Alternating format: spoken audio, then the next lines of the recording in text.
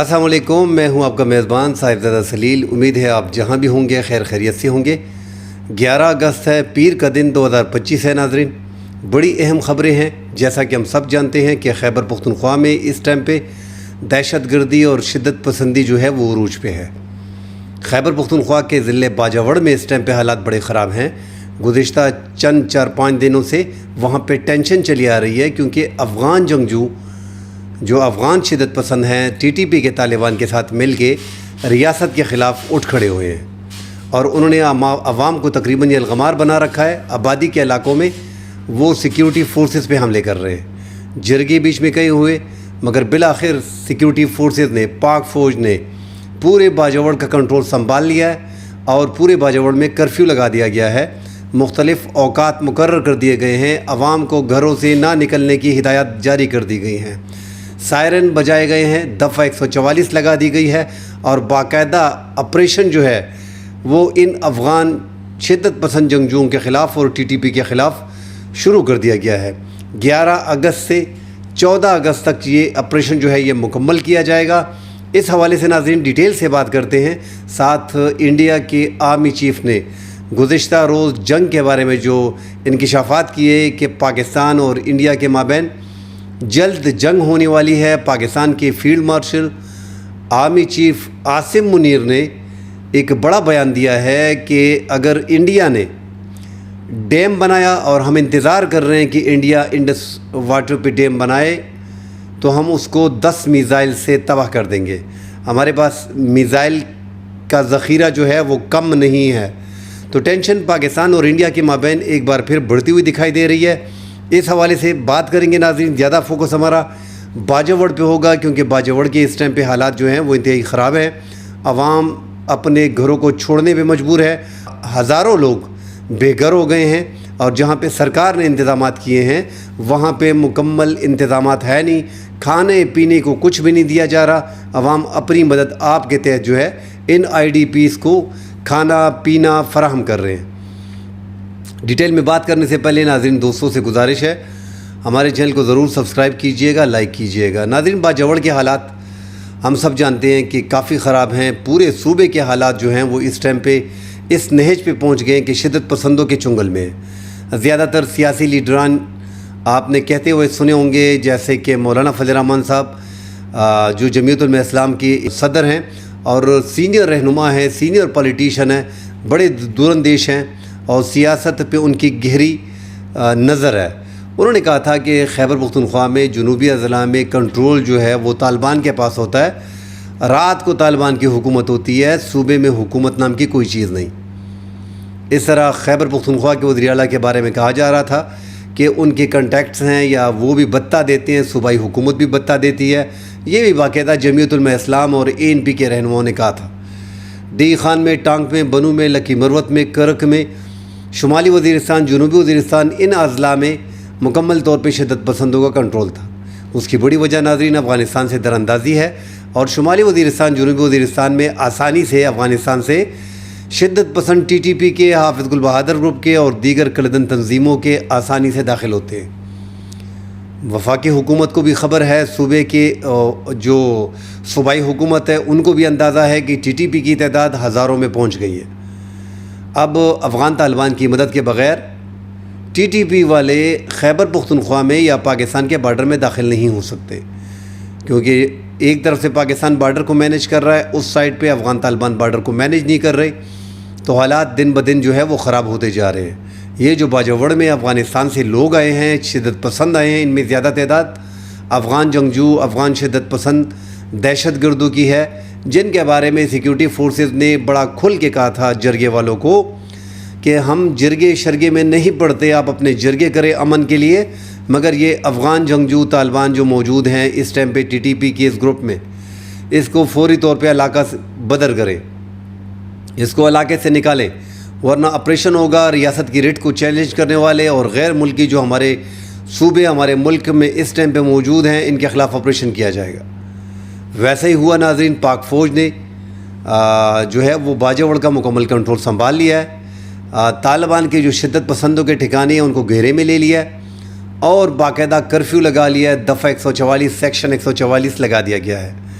नाज़रीन, जिन इलाकों में 11 अगस्त से 14 अगस्त तक ये ऑपरेशन किया जाएगा और सुबह 11 बजे से 3 बजे तक लोग अपने घरों से नहीं निकलेंगे।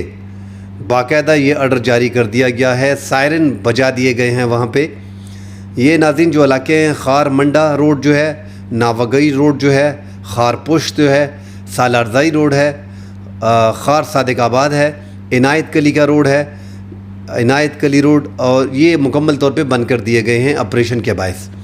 इसी तरह नाज़रीन जो दीगर रोड हैं जहाँ पे हालात हैं भी ख़राब और जिन लोगों को मुश्किलात होंगी और इलाके के लोगों को लरगैज़े, गुवाहाटी, गनमशाह, बादसिया, कमर, अमानता, जगई, गट, गुंडे, गड़ीगाल, नियाक कली, रेगी, डाग डमाडोला, सुल्तान बेग, चौतरा, सेक्शन कोट, किंग, जवार, इनाम खोर, चिंगी, अंगा, सफरी, बरगटी, खरगी, शकरो और बकरो, इन इलाकों में भी नाज़रीन 11 बजे से आप 3 बजे तक अपने घरों से नहीं निकल सकते। शिद्दत पसंद मौजूद हैं और इनके ख़िलाफ़ पाक फ़ौज ने जो है वो घेरा डाला हुआ है और इनके ख़िलाफ़ अब ऑपरेशन भी किए जाएंगे मुकम्मल तौर पे। और यहाँ से नाज़रीन कर्फ्यू के बायस आवाम को मुश्किलात भी आ रही हैं क्योंकि आवाम ऑपरेशन से पहले निकल रहे थे आहिस्ता आहिस्ता करके, और अभी जो जिरगा नाकाम हुआ है तो पाक फ़ौज ने, जैसा कि आप सबको पता है कि पाक फ़ौज ने बार बार कहा था, पाकिस्तान सिक्योरिटी फोर्सेस ने, कि अफ़गान जंगजू हैं, किसी भी हाल में इनको नहीं छोड़ा जाएगा। तो अब दफ़ा 144 लगा दी गई है, कर्फ्यू है, आवाम को मुश्किलात आ रही हैं, हज़ारों अफराद फंसे हुए हैं, हज़ारों अफराद निकल चुके हैं। और जो बाजवड़ में स्पोर्ट्स कम्प्लेक्स कायम किया गया है वहाँ पे IDPs जो है उससे भर गया। अब हज़ारों अफराद टेंट के बग़ैर हैं, खाने पीने के बग़ैर है, बड़ी मुश्किलात उनको आ रही है। और जो स्पोर्ट्स कम्प्लेक्स में इस टाइम पे IDPs जो अपने घरों को, भरे हुए घरों को छोड़ के, अपनी तैयार फसलों को छोड़ के गए हैं, अब 3 दिन का कहा जाता है मगर नाज़रीन फिर पता नहीं चलता, हालात बड़े ख़राब होते हैं। तो वो बेचारे जो है वो मजबूर हैं अपनी बच्चों के साथ, अपनी ख़वातीन के साथ, अपने बुज़ुर्गों के साथ इन IDPs कैंपों में जो है वो इस टाइम पे मौजूद हैं। खैबर पख्तूनख्वा के दीगर अज़ला में भी वह हालात बड़े ख़राब हैं, मगर ये बाजवड़ से नाज़रीन आपको अंदाज़ा हो जाएगा क्योंकि बाजवड़ में जो इस टाइम पे ऑपरेशन चल रहा है और ऑपरेशन शुरू किया जा रहा है, ये इंतहाई अहम ऑपरेशन होगा क्योंकि यहाँ पे अफ़गानिस्तान से आसानी से शिद्दत पसंद पाकिस्तान में दाखिल होते हैं और अफ़गान जंगजू इस टाइम पे बहुत ज़्यादा मौजूद हैं। हुजरों में ये भी ऐलानात करते हैं, घरों में दाखिल होते हैं, घरों को खाने के लिए और पीने पानी के लिए, चाय वगैरह के लिए बोलते हैं, मुसल्ला होके जाते हैं, अवाम में डर होता है, खौफ होता है।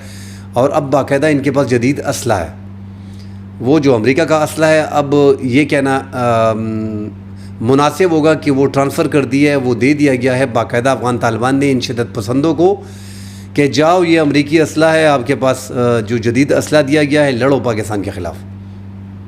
क्योंकि जिस अंदाज में अफ़गान तालिबान इनको सपोर्ट कर रहे, बार्डर के उस साइड पे कोई बार्डर को मैनेज नहीं कर रहा, फेंसिंग जगह जगह से काटी जा रही है और पाकिस्तान के बाजवड़ के इलाके में, शुमाली वज़ीरिस्तान, जनूबी वज़ीरिस्तान के इलाके में, कोरम के इलाके में, और इस तरह संबाजा जो बलूचिस्तान ज़ोब का इलाका है वहाँ पे गुज़िश्ता दिनों भी 47 शिद्दत पसंदों को जो पाकिस्तान में दाखिल हो रही थी TTP के, उनको हलाक किया गया है। तो बाकायदा जो है वो दाखिल कराते इन शिद्दत पसंदों को, हज़ारों की तादाद में वहाँ पे भी मौजूद हैं। और बाकायदा अफ़गान के ज़िली जो तालिबान हैं, जो सूबे के अमीर हैं, वो बाकायदा उनको सपोर्ट कर रहे हैं, उनको असला फराम कर रहे हैं। वो पाकिस्तान में यही कहा जा रहा है कि आप जाएँ जिहाद करें। यहाँ पे काफ़ी फितवे भी जारी हो चुके हैं, कबायली अज़ला में अवाम भी इनके ख़िलाफ़ निकल आए। बाजवड़ में नाज़रीन जो सालारज़ई कौम है वो बाकायदा निकल आई है और उन्होंने मुतफ़िक़ा तौर पर फ़ैसला किया है कि अपने इलाके में अमन को ख़राब नहीं करेंगे। और जो शिद्दत पसंद दहशतगर्द TTP के पाकिस्तान में दाखिल हुए हैं, हम पाकिस्तान की 1 इंच को भी वहाँ पे अमन ख़राब नहीं होने देंगे और ना ही सिक्योरिटी फोर्सेस के ख़िलाफ़ और ना ही पाक फ़ौज के ख़िलाफ़ कुछ होने देंगे। और हम अपने तौर पे मुकम्मल तौर पे खड़े हैं और किसी गैर मुल्की को अपने इलाके में बर्दाश्त नहीं करेंगे। तो उन्होंने बाकायदा सिक्योरिटी फोर्सेस की हिमायत की है। अब आगे ऑपरेशन होगा और ऑपरेशन में नाज़रीन आप ख़ुद देख लेंगे कि यहाँ पे अफ़गान जंगजू ज़्यादा तादाद में मौजूद हैं, 700-800 के करीब मौजूद हैं इस टाइम पे। TTP के लदन तंजीम के जो शिद्दत पसंद है इसमें ज़्यादा तादाद अफ़गानियों की है। ساتھ ناظرین جنوبی اضلاع میں بھی حالات بڑے خراب ہیں. شمالی وزیرستان، جنوبی وزیرستان، ڈی خان، ٹانک، لکی، مروت، بنو کرک، ان علاقوں میں شدت پسند کافی تعداد میں موجود ہیں.